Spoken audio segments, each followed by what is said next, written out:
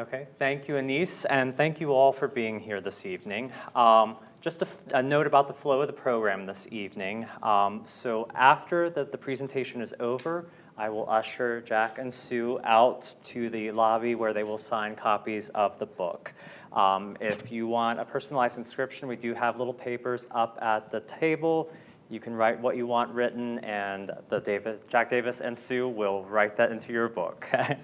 But as far as this evening, we are witnessing the unveiling of a history that's been 160 years in the making. These letters are an incredible window into the world of Southwestern Virginia and the many, many different people that have shaped it. The publication of these letters is a milestone in our history and helps to build on the steps that have been taken before us. It was late in 1996 that the city of Radford and the Radford Heritage Foundation embarked on a project to open a museum for the community. By 1998, that was opened as the Glencoe Mansion, and that was the home built by General Gabriel C. and Nanny Wharton. Now the letters of this couple are reinforcing the historical significance of the museum structure. Sue Heath Bell has done a Herculean amount of work over the years to catalog and transcribe these documents. And she has absolutely no idea how much she has helped this museum. So thank you, Sue. But Nanny Bradford Wharton, Sue's great-great-grandmother, wrote in her memoirs that as a child, she and her siblings would listen to their father, Dr. Radford, tell stories from Sir Walter Scott's literature. And she said they were living realities for them. And I draw a parallel that Sue has done that same thing. When I started at Glencoe 12 years ago, the Whartons were mere shadows of people, but the information that has come to light has just really brought this to flesh and blood, and it's an amazing, amazing story, and so I'm very thankful for that. And it's really opening up the history of this region. Now, as this project developed, I also got to meet Jack Davis, and I was so impressed with that this man with such credentials and such was so down to earth and so easy to work with. And I was so amazed when he asked me to start actually looking at the transcribed letters and looking at the manuscript. It's amazing. I really appreciate that privilege. Thank you to you both. But as to Jack's role, he has given the historical context to all of these letters and just takes these living characters and places them into time. And the other thing that Jack has done is, unfortunately, because of geography, he lives close by, so I have taken him from place to place for interviews. I've even been on TV with him, but he has done this very graciously. So I do consider it a great honor and privilege that I've been able to work alongside Jack and Sue during this process. And they were indeed the perfect fit to make this book a reality. So without further ado, I will welcome William C. Jack Davis and Sue Heath Bell to discuss The Whartons War, published by the University of North Carolina Press.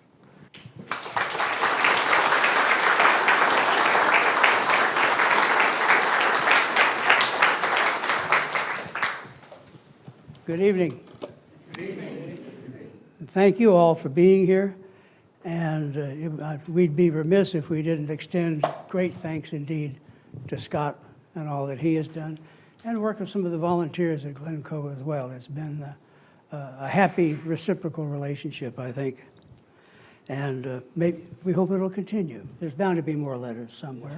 A little background, and then we're going to sort of present Gabe and Nanny to you as they have appeared to us over the years working on this wonderful project, which I would say, at least in my experience, is virtually unique for reasons I'll explain later. I don't want to take up time with that now. First to the gentleman on the left with the handsome facial appurtenance there. Looks like kind of a diseased muskrat hanging from his chin. Born in July 1824 in Culpeper, Virginia.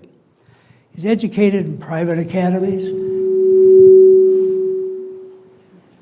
and then at the Virginia Military Institute, where he graduated third in his class in 1847.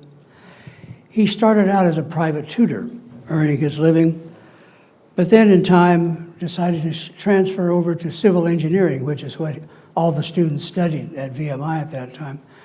He got a job with the Orange and Alexandria Railroad, later worked with the Washington and Alexandria, and then at the start of 1857, he shifted gears somehow and began what turned out to be 2 years of laying out an overland mail route for wagons and stagecoaches and mail coaches from Memphis to San Diego. Imagine what an adventure that was in 1857. And his diaries are wonderful, but that's another lecture for another time when you all have to buy even more books. By 1860 and 61, he was surveying down near Bristol for the planned Virginia and Kentucky Railroad when in April 1861, war broke out at Fort Sumter. At once, he went to Richmond, where he volunteered his services and was soon at work surveying fortifications for the Richmond area, working for a relatively well-known fellow at the time named Robert E. Lee. Shortly afterward, he, with his friend Harry Heath, who later became a Confederate general, and of course the name Heath will be familiar to all of you here, they were asked to organize the 45th Virginia Infantry, which they did. He became its major, but then almost immediately, he was asked to raise and then command the 51st Virginia Infantry. He served in Western Virginia for several months, then went out to Fort Donelson in Tennessee, which he happily managed to escape when he and his brigade managed to escape when the rest of the garrison were surrendered, and came back to Southwest Virginia. By the winter of 1862-63, he's stationed with his brigade at Narrows. While there, he made occasional trips to Central Depot, which is what Radford was called at that time. And it was a supply center, so it was natural that he come. He was 39. He was the veteran of several failed romances. He was pretty much convinced that he was doomed to be a lifelong bachelor. Then on one of those visits, a friend introduced him to the daughter of a prominent local physician, and he was smitten. So Nanny is the third child of 7. Her father was a wealthy landowner in the area, and her family had many enslaved people working for them.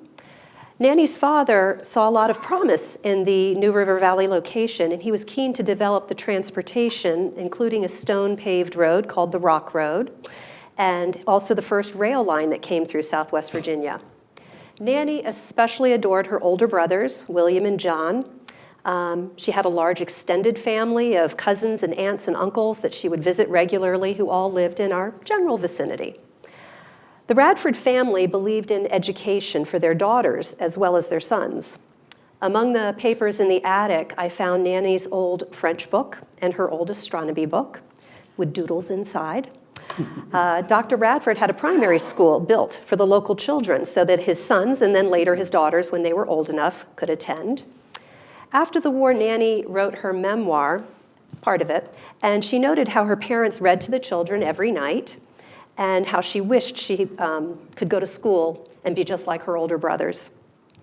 During the war, her sister Lizzie went to school in Richmond, and she wrote a long, newsy letter home about all the rules of Miss Peagram's school and how all the students went to a reception for President Davis, and he was very bored looking to be there.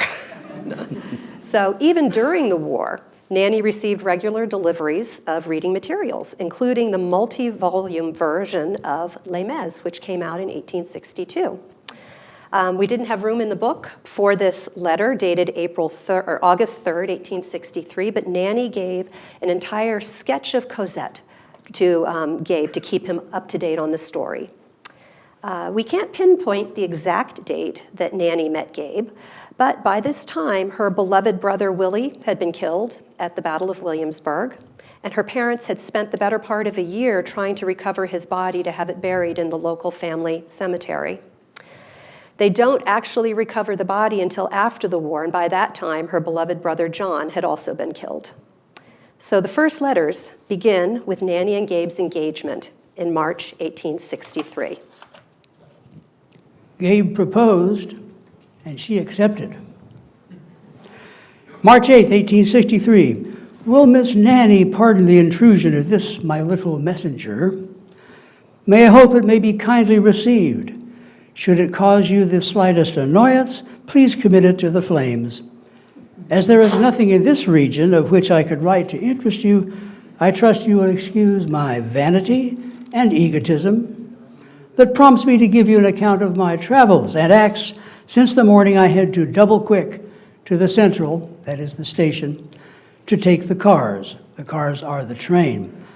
I was somewhat vexed that the train did not move faster so that I might have been left behind, for I never left any place so unwillingly as I did your home that morning. March 14th, 1863. I came home yesterday afternoon and was glad to welcome immediately upon my arrival the little messenger from you. Your messenger was not so kindly received, for it told me of your prolonged absence, and it was certainly an intrusion upon my hopes of seeing you today. You must come back as soon as you can. I miss you very much, or rather the consciousness of being able to see you sometimes. I'm just about as happy as you would wish me to be under the present circumstances. March 25th, 1863. The wish dearer to my heart than all others is that you may be the happiest being on earth and the brightest angel in heaven. I love you, Miss Nanny, more than words can tell, as my constant devotion in the future shall prove. Do now and shall always prefer your happiness to my own, and can only be happy so long as I know you are happy. Gabe could not wait to be married, and when she mentioned postponing it until she had her parents' permission, it worried him. April 5th, 1863. Delays are ever dangerous, more especially in war times.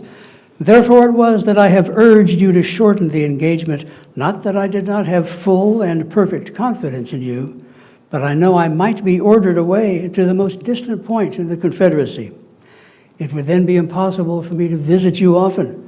Our mail system is very imperfect. Our correspondence would be necessarily irregular and unsatisfactory. Letters might never reach their destination. Anxiety and doubts might arise.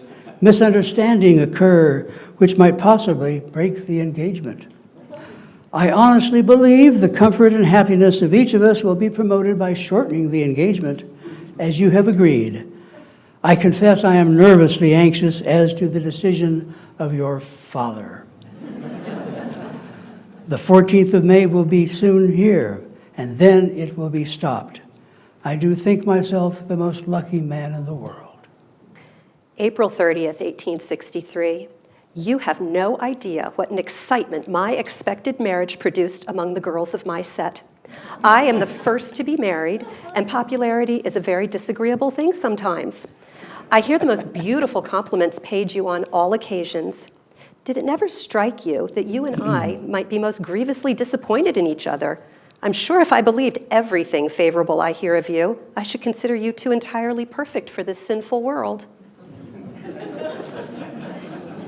April 30, 1863. It has never once occurred to me that I shall ever be disappointed in you, but I do feel great uneasiness that you will be disappointed in me. All that you know or have heard of me has been from my two partial friends, who have magnified whatever of good they knew of me and thrown the mantle of charity over my faults. But I will use my best efforts to correct whatever is objectionable to you in my disposition or deportment, and beg that you will be charitable and believe that my wish and intentions will ever be to please you. April 30th, 1863, only 2 weeks from today. I declare I'm getting frightened. How can I go through with it all? I do wonder at my courage in attempting it. April 30, 1863. 2 weeks and you're getting frightened? Too late now. Then it suddenly looked like he might be ordered away to join Lee's army in Northern Virginia. May 2nd, 1863. What will you do if you are ordered there immediately? How can you be here on the 14th? I believe if you should be ordered off and the marriage postponed after an engagement has been made public, I should almost die. So, whatever objections my father will have to a consummation of affairs under such circumstances, I am determined, though I have always been afraid of him, to marry you at the appointed time, even though you leave immediately afterwards. May 3rd, 1863. Don't allow yourself to be worried at all. Nothing but an invasion of our department will prevent our taking a trip south, and nothing but a fight shall prevent my being at your home, Arnheim, on the 14th. The engagement is now pretty generally known, and nothing must prevent the consummation at the appointed time. I will not leave this department until we are married. They married on the morning of May 14, 1863, at the Radford family home, Arnheim, which still stands and is owned by the Radford City school system. More than a quarter century later, Wharton still remembered it as, I was the happiest of mortals. On their return from their honeymoon, Nanny turned quickly to something that had already troubled her before they exchanged their vows. Gabe's long promised but yet unrealized promotion to brigadier general. March 8th, 1863. During a visit to Richmond, it is impossible to do justice to Richmond. Well, you all know that. It is not the Richmond of bygone days. The city seemed overflowing with speculators and office seekers, those talking of money, those of promotions. I could not join in the scramble, would not value promotion obtained by trickery and wire pulling. March 14th, Saturday, 1863, you will not have yourself promoted. Doubtless in my heart, I secretly admire the delicacy and nobility of character which prompts you to act so, but alas, it so materially interferes with the ruling passion of my life, ambition, that I am almost tempted to condemn it and quarrel with you in a good fashion. I think I should prefer the small exertion of pulling a wire to the serious inconvenience, to say the least, resulting from you not being promoted. You cannot intrigue for yourself. Just remember you're doing it for me. And I know you will do anything for me. So great is my ambition that I would sacrifice peace of mind, happiness, and everything else to it, because I know that unless my ambition is gratified, I will be miserable. Let me have what else I may. I try to quell every feeling except hope for your success, and I know I shall feel duly repaid for our painful separation when I hear you have won the laurels which I know you so well deserve. Glory may be an empty bubble when grasped, but if withheld will produce unhappiness, at least to us, and I truly believe that as far as our happiness in life is concerned, we had better be dead than to drag through life unhonored.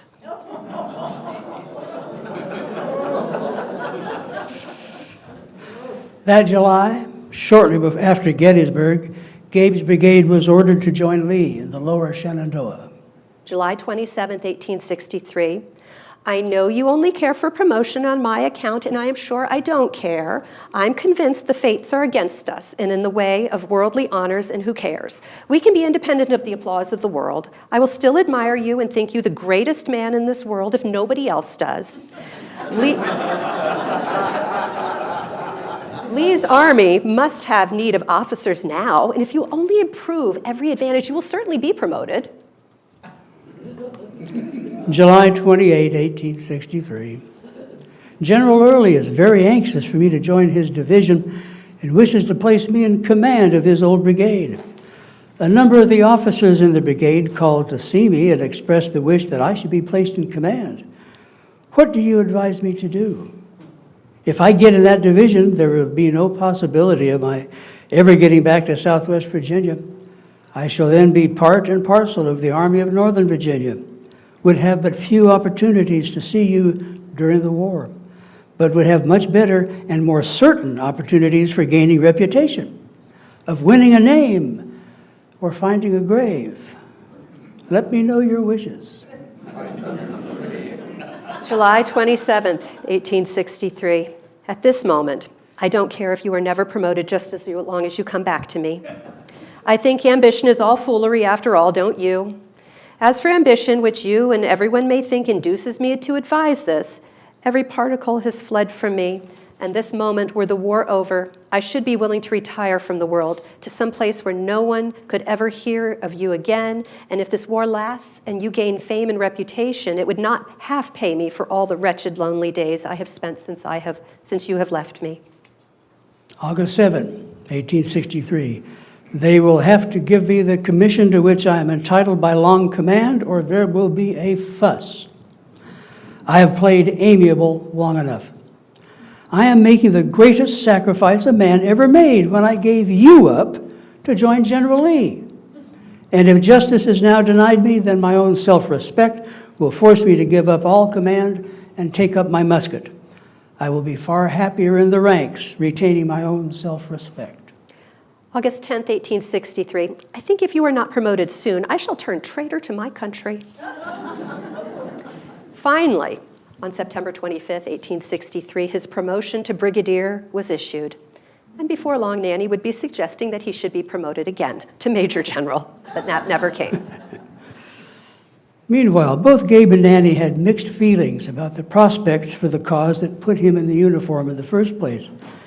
In January 1861, before the shooting war even started, and before she had yet met her future husband, Nanny declared her hatred of the Yankees, and that I would give anything on earth to be a man now, just to kill a few of them.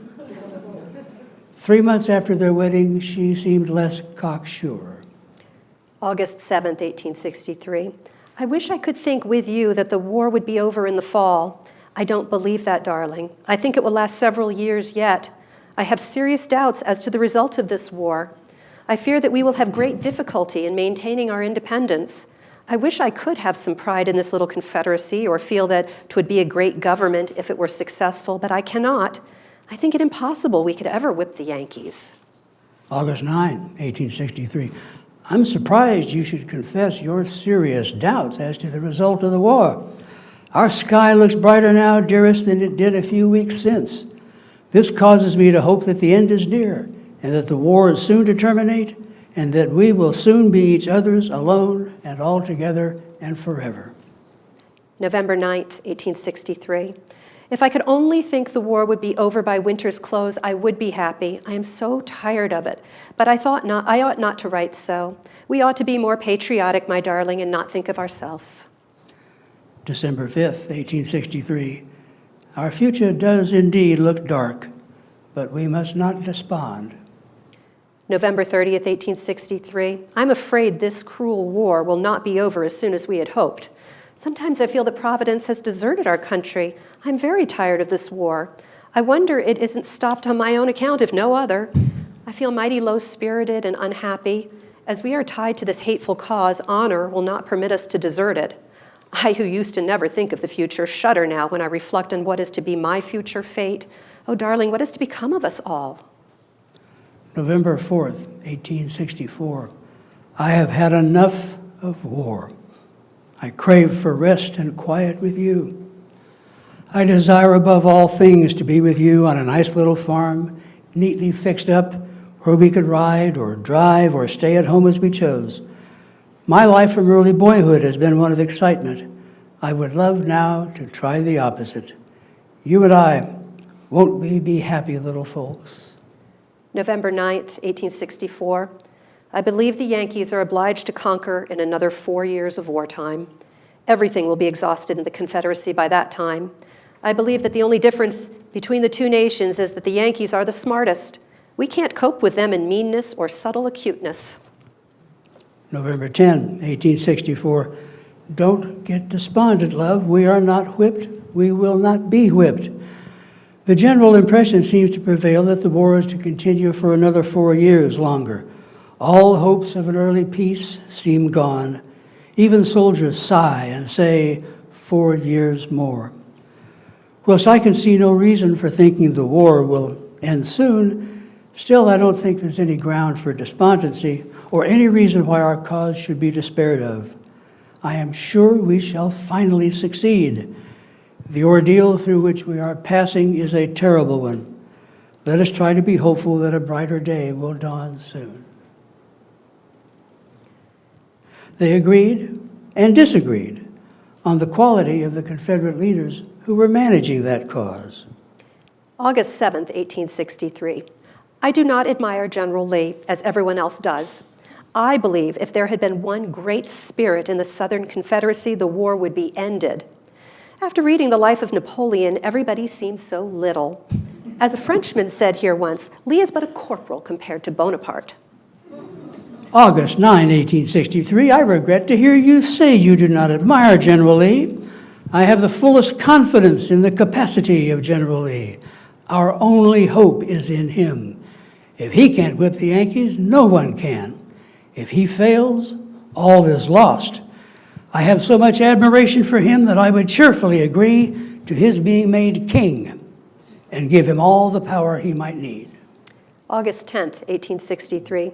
Do you know I hate President Davis as badly as everybody does Lincoln? August 11, 1863, your opinion of Mr. Davis is very similar to my own. I think the cause pardon me, and the country have suffered greatly by the haste with which a so-called permanent government was established and Mr. Davis elected president for so long a term. His prejudices are too strong, and he is too stubborn and mulish when he once forms an opinion to be the leader of such a grand revolution. Or in other words, I do not think him the right man in the right place. The Whartons both came from families that held enslaved people. Gabe himself never bought an enslaved person, but Nanny received several gifts of enslaved people from her family. Neither hinted in all of this correspondence at any feelings of moral or ethical discomfort with the institution that had brought the nation to war. They were all, after all, people of their time and place. Yet, like many slave owners, they developed an interest in the lives of some African Americans with whom they had daily associations, especially a couple known as Tim and Emmeline Lewis. Tim went to war with Gabe as his camp servant, while Emmeline was Nanny's personal servant. The Whartons took a somewhat parental interest in the couple's romance and travails, though there was never a suggestion of equality between the couples. November 9, 1863, Tim is so attentive and does everything so satisfactorily, and then he is so respectful and quiet. I am very fond of him. December 16th, 1864. Emmeline is faithful and true, I know now, though I have doubted her. Yet attitudes could shift dramatically, and the customary relations of master and servant could be much changed by war. November 27, 1864, I think now there is but little doubt but that Tim has gone over to the Yankees. I was told some time since that he was preparing to go. I called him to my tent and I told him all I had heard, told him that if he wanted to go, I would give him a horse and money and a pass that would take him within the enemy's line, that I wanted him to go as a man and not sneak off. He looked very much ashamed. Poor Emmeline, I am sorry for her, for I believe she was attached and faithful to Tim, but he was entirely faithless to her. December 16th, 1864. Tim has not gone to the Yankees, but is trying to hear your feelings towards him before returning to you after his behavior. For Emmeline's sake, I would be glad he would return. You can act as you please about him. December 19th. Tell Emmeline I have no unkind feeling for Tim. He's welcome to return whenever he chooses. I will forgive him for his wife's sake. I am willing he should stay with me and perfectly willing he should stay away if he wishes. Gabe's disappointment in Tim's actions reflected an expectation that he behave with a sense of honor similar to Gabe's own, ignoring the vast differences in their circumstances. The Whartons fully accepted the concept of honor that permeated Southern culture, but did not recognize that it might be different for enslaved people. When Gabe's brigade reached Lee too late for Gettysburg, he lamented, July 26, no chance for honor and glory this time. A long, fatiguing march for no purpose. Well, I suppose it's all for the best. July 27th, I was willing to be separated from you if it would be to your interest, but for you to bear hardship and work and get no honor is more than I can stand. August 2nd, remember you are a soldier's wife, and I am a soldier, and honor requires me to discharge my duty to my country, whether my country appreciates my services or not. And this is not the time for us to be thinking over private grievances.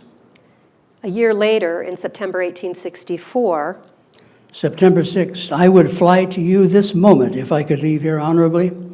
You who love me so devotedly now would despise me were I to act dishonorably. I would this day sacrifice everything I have but honor to be with you, for without honor you would not recognize me. Of course, there was honor, and then there was honor, as when Gabe had to share a bed with a fellow Confederate general. November 28, 1863, with whom do you suppose I slept last night? You could not guess in a year, so I will tell you. I had the honor of sleeping with General Mudwall Jackson. It was very late before our wagons came into camp, and the old general and I went into a house and slept finely. I was quite uneasy, fearing that in my dreams of you, my precious, I should exhibit too much affection for the old general. But I was very tired and slept soundly, and I behaved with great propriety. In November 1863, Nanny realized her greatest fear. She was pregnant. Childbirth terrified her, for she was very small, and it was quite possible she would not survive the ordeal. She had had a false alarm in the summer of 1863, but by early in November, her fears were confirmed. November 9th, 1863. I am sorry, I cannot tell you I was mistaken. I wish to heaven I were, but alas, the fates are against me. The thought that I am doomed to die sits like a nightmare on my breast. I cannot shake it off. It is hard enough to die without the suffering I am to undergo. February 1st, 1864. Darling love, please don't talk about the grave anymore. January 28th. I have no hope on earth and still less in heaven. Oh, I am so entirely miserable, and my future looks so dark and dreary. What shall I do? February 1st. Your condition I cannot alter, but you shall never be in such a condition again. November 5th. June 5th, 1864. I have lost all hope of everything. I feel perfectly and entirely wretched. I know that Richmond will fall and Virginia be abandoned, and I will be left wretched and unprotected in Yankee lines. I never expect to see you again. My heart is just pining for you. If I should die and you survive, devote your life to our child. If you are killed and I am spared, I will never prove false to your memory. I pray and hope that if death must come to one, it may to all. I feel like I was sitting on a volcano which at any moment may explode. June 5th, 1864. The dread time rapidly approaches, and I am away from you. Darling, it is too hard. I am worried to death almost because I can do nothing to relieve you. On June 11th, 1864, Nanny gave birth to a son they named William Radford Wharton after her brother Willie, who had died. To them, he would always be Willie. She passed the delivery ordeal safely, though had a long recovery. Meanwhile, both Gabe and Nanny saw the cost of the war here in Southwest Virginia, and when Gabe visited his boyhood home in Culpeper in March 1863, 2 months before their wedding. Both had doubts that they could continue to live in the South after the war, especially if the North won. They even questioned abandoning the Confederacy before the war's end. March 8th, 1863. All is so sadly changed about my home and the beautiful valley in which my earlier years were spent. Nearly all of my old friends are in the Army or are refugees. The beautiful forests have been destroyed, the fences burned, the whole country almost a waste. Scarcely a rose is left on the stalk to tell where the garden has been. Grim-visaged war has left his footprints here, which time can never deface. The few remaining citizens are preparing to leave, for they prefer exile rather than again live within Yankee lines. July 27, 1863. If I am ever so fortunate as to be with you again, I shall never leave you no matter where you go. If I can't be with you in any other way, you must resign, and we will go to Europe and be together. What will fame be to us if we make ourselves miserable to gain it? I know that I have very little patriotism, and if you are not promoted soon, and I could do it with some show of honor, I would induce you to resign and let us leave this failing country. August 9, 1863. My faith in a republican form of government is very much shaken. A strong government alone will suit this country. I believe both sections of the old Union will eventually drift into monarchy, and that will succeed which soonest inaugurates the change.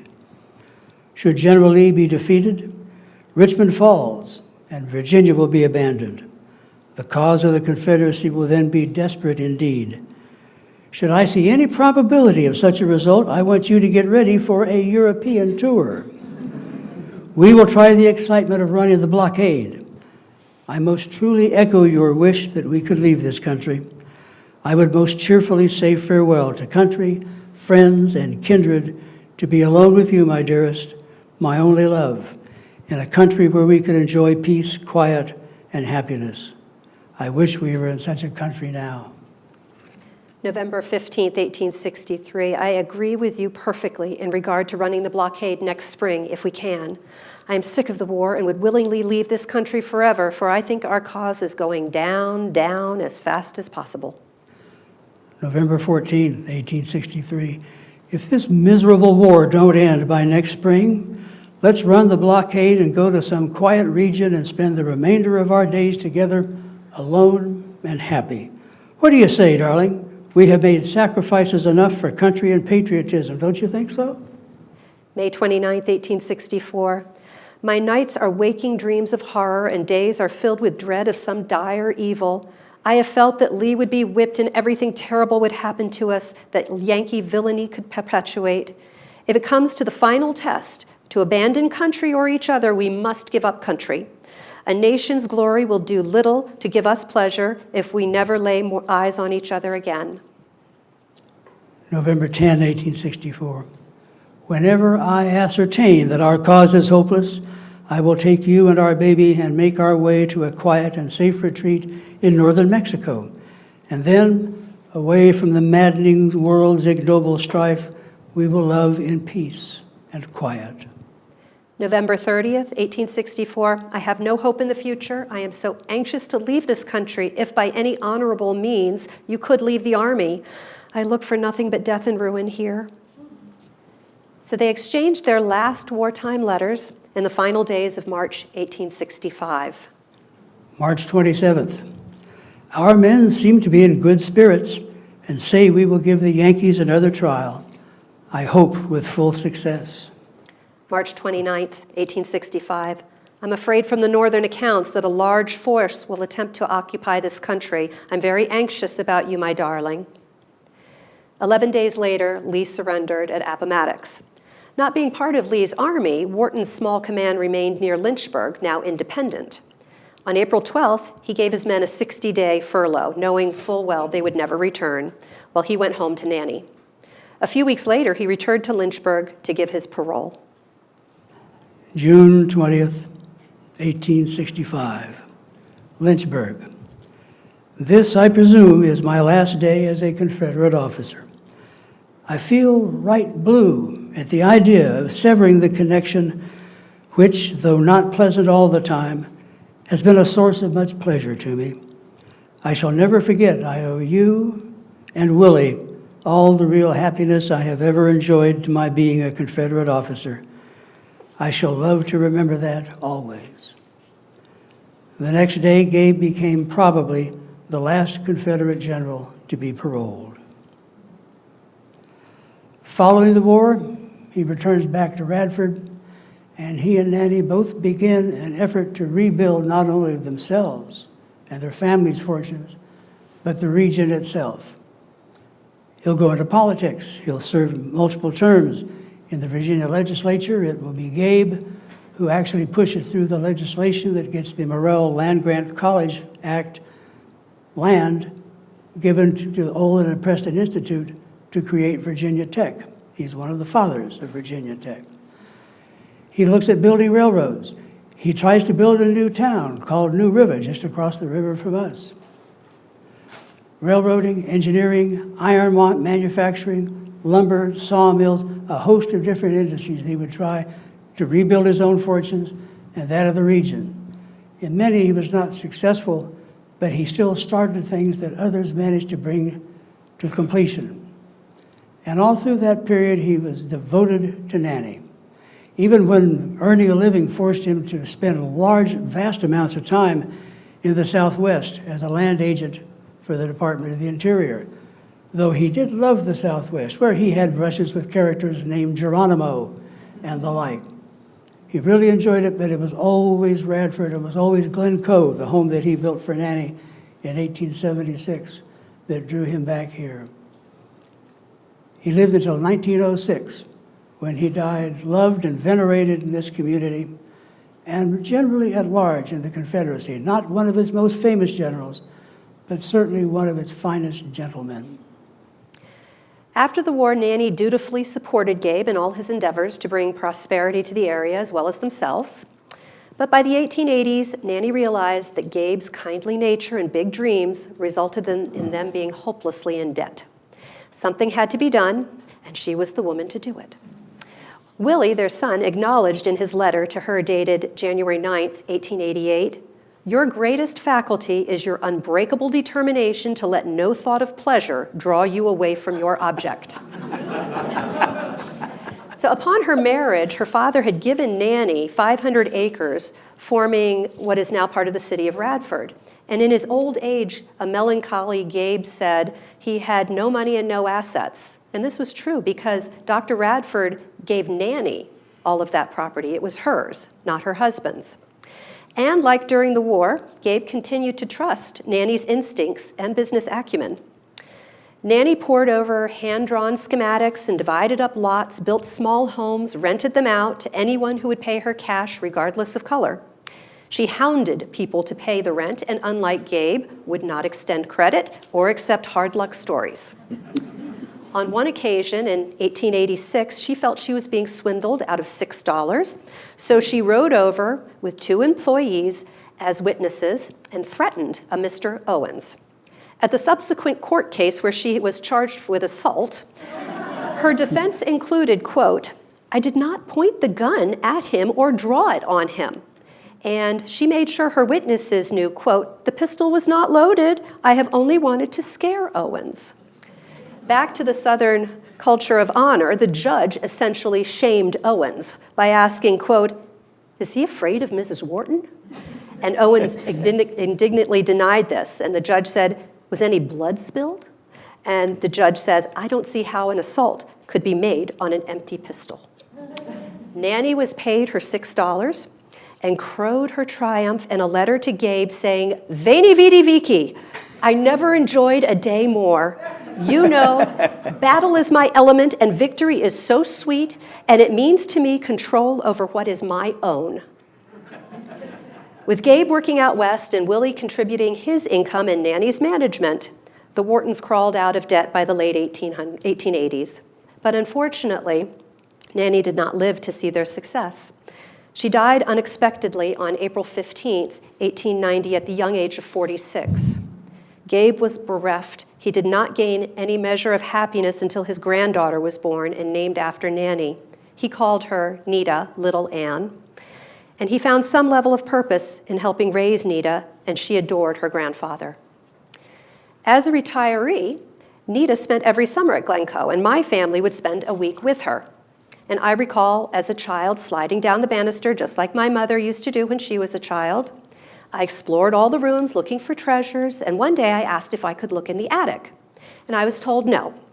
There's no telling what is up in the attic. Little did we know. Back in 1972, I got interested in this little battle that took place at Newmarket, Virginia, down the valley from here, and set out to track down living descendants of all of the commanders on both sides of the battle, hoping that the descendants might still have some family mementos, some letters and papers perhaps, because I found over the years that almost every attic in the South has got a shoebox or an old chifforobe or something in it that's full of stuff that nobody has seen. In the course of doing that, I did a little genealogical research and managed to track down Sue's grandfather, Mr. Wharton, and wrote to him, he was then living in Glencoe, to ask if by any chance there were any family papers that might be of use to me. I got a very polite and very sympathetic note in response that no, he was sorry to say there were none.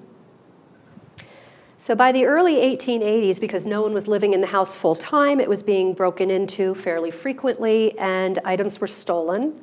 Among the items we know were stolen were Gabe's Civil War pistol and a spinning wheel, and we're sure that a lot more was. So the hard decision was reached that the family needed to sell Glencoe. To prepare it for sale meant everything had to be cleaned out, which is a daunting task. I recall clearly that now, since I was a teenager, I was expected to help, but I also managed to just get in the way. So I asked again, could I look in the attic? And this time my mother said, yes, but be careful. I don't know if your tetanus shot is up to date. And I found a chest that was locked and impossible to pry open. And then I recalled that I'd seen a glass jar of keys in one of the bedrooms. So I went and got it, and I spent about an hour trying every key into this old chest, and then to my surprise, one of them worked. And I opened this chest, and my childhood instinct that the house had treasure was realized as I opened it and discovered the silver items that General and Nanny had received for their silver anniversary back in 1888. Honestly, nobody knew what was in the attic hiding away for over 100 years. So my mother saw all the papers in the attic, and she made that fateful decision that since she didn't know what they were, she couldn't throw them out. And that led to everything being piled in boxes and bins and hauled to our house. And they remained there for another 30 years until I opened a box in 2012. That's the garage. Yes. I knew I would inherit these boxes, and I didn't want them. And I knew that they were all the papers from Radford, from Glencoe, and I was sure that they were junk. So I said to my mother, all right, I'll open one. The first bin, by the time I got to the middle of it, I randomly selected any bin. I knew how wrong I was. I had stumbled upon a packet of letters sewn together with the top letter dated 1863. The penmanship was very readable. The words almost seemed poetic, and I was hooked. I knew that my great-great-grandfather was a Civil War general, but these letters brought him to life. For the next 3 years, on my own, I just spent countless hours searching and sorting and transcribing, and friends said, you should write a book. But I had no idea how one goes about writing a book. So I began cold calling historians and emailing, and no one ever replies. Then one day I heard a Civil War book being described on NPR, and I jotted down the name of the guest, and it was Gary Gallagher, who was a UVA history professor. So I sent him an email, and to my surprise, he replied. I told him I was planning to be at UVA for my daughter's squash tournament the next month, and would he want me to bring some letters to show him? And he said, so you have like 15 Civil War letters? And I said, no, I have like 500. And he was quiet, and he said, I'd like to see them. So I've always felt a little twinge of guilt after I found Gabe's note saying, after I am dead, burn these letters and everything else. But I decided he had the chance to burn them all himself at some point, and at this time, they belong to history. And those letters now have become the foundation of our book, and I hope that Nanny and Gabe would be happy knowing that they had not been forgotten.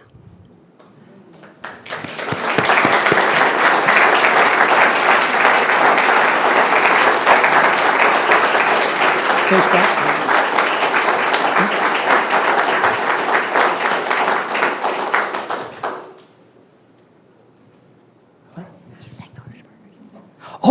Okay, certainly. I was thinking of something else entirely. Just one other comment to add to what Sue has said, that there is nothing like this collection of letters anywhere. In 50 plus years of doing this, I've never seen anything like this anywhere. For a start, it's almost unheard of that the letters from the woman, be she wife, girlfriend, or whatever, that they survive, because the soldiers carried them around in the field with them. They opened and closed and folded and refolded them until they fell apart, or they got soaked and ruined when they forded a stream.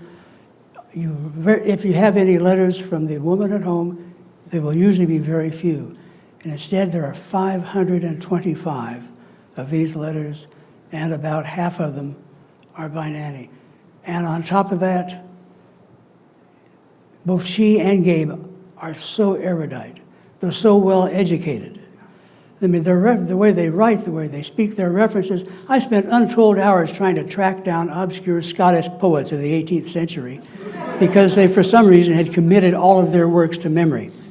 Even Google couldn't find some of these.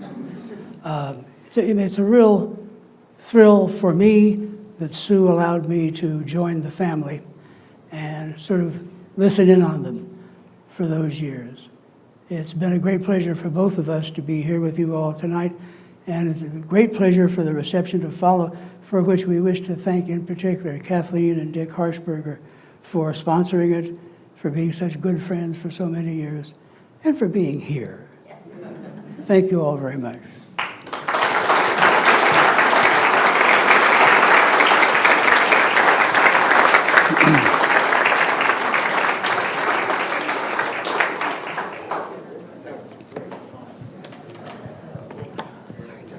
Sorry, I missed saying Gary Gallagher. Oh, that's okay. Okay. Well, thank you, Jack and Sue, for that amazing presentation, and thank you for all you've done to make this a reality. And I want to thank all of our volunteers that have made this event possible this evening. And I also just want to throw out there that all of this work to run the museum, to provide this, does not magically happen. It takes the work of lots and lots of people. So I would ask you guys to think about supporting us, the Radford Heritage Foundation. Just a little bit each year can certainly help the museum.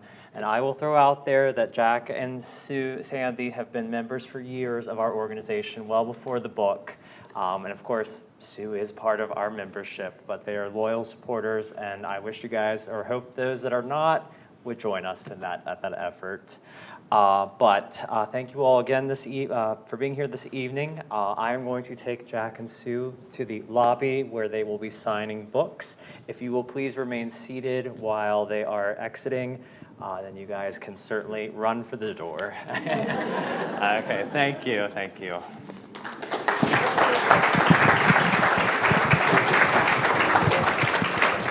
I'll lead you out.